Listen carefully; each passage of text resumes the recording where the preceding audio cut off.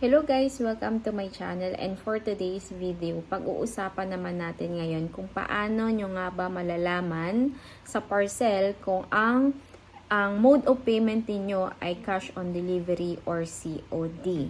Okay, focus tayo muna sa COD kasi maraming nagtatanong dito sa aking channel. Mga nagko-comment sila na paano daw ba nila malalaman kung naka-cash on delivery or COD, yun nandun sa inyong mga parcel sa Shopee kapag nag-order kayo.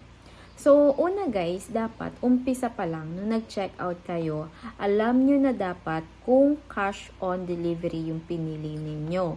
Kasi, kayo yung pipili kung cash on delivery po yan, hindi po si seller.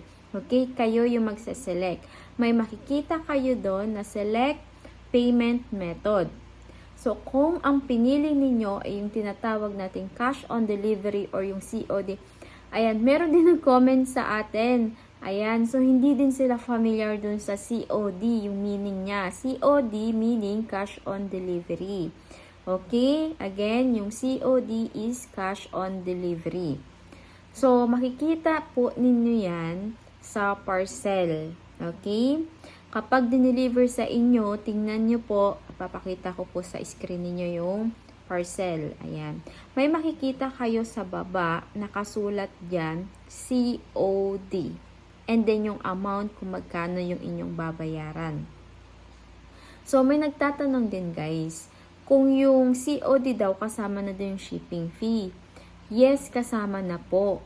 Unless kung nakakolek ka ng free shipping as in zero, wala kang babayaran sa shipping fee, ibig sabihin, item plus shipping fee is equal to, ayan, kung zero yung shipping fee, then 80 pesos yung parcel ninyo, 80 plus 0 is equal to 80. E di 80 yung lalabas sa inyong parcel.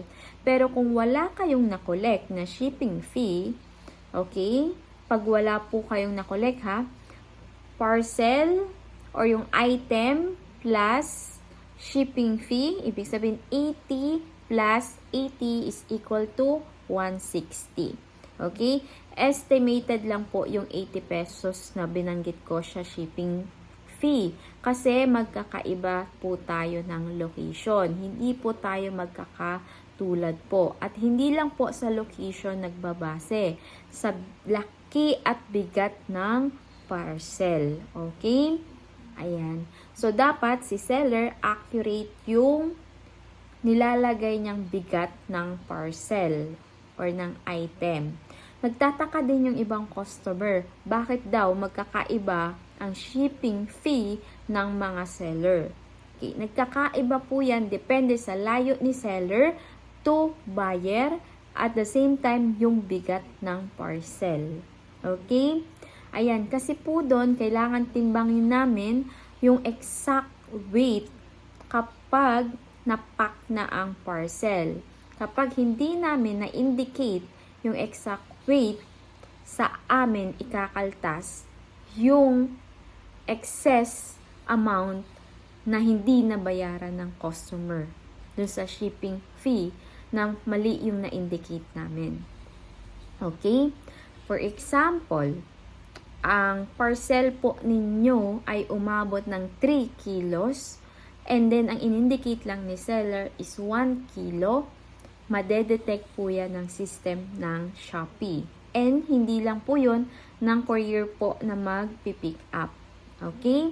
Ayan. So, nagganon na po ako. So, hindi pinick up ni kuya kasi nga, sabi sa akin, mali yung naka-indicate na bigat ng aking parcel.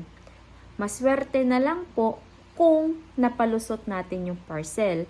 Pero, wag din po tayong aasa kasi hindi lang po isang warehouse ang pinagdadalhan ng parcel ng ating mga partner na courier po. Ayan. Okay? So, ganun po siya, guys. Again, may nakasulat po sa baba ng inyong parcel. So, bago nyo tanggapin, ayan, tingnan nyo sa baba kung ang nakalagay is cash on delivery. Okay? So, yun lang guys. So, I hope may mga bago na naman kayong natutunan sa akin. Ayan. So, by the way, I'm a Shopee seller, kaya alam ko din yung mga naka-indicate dito sa airway bill kasi kami yung nagpiprint ng airway bill po. So, kailangan na-print na yung airway bill at the same time, napak na namin yung parcel bago pick upin ng mga courier. Okay? Ayun. So, yun lang po, guys. Ayan. So, thank you so much. Kung meron kayong mga tanong, comment nyo lang dito sa ating video sa baba. Okay? So, yun lang guys. Don't forget to follow my Facebook account. Ayan, nawala na rin yung Facebook page ko kasi na accidentally delete po natin. And then, don't forget to subscribe my channel.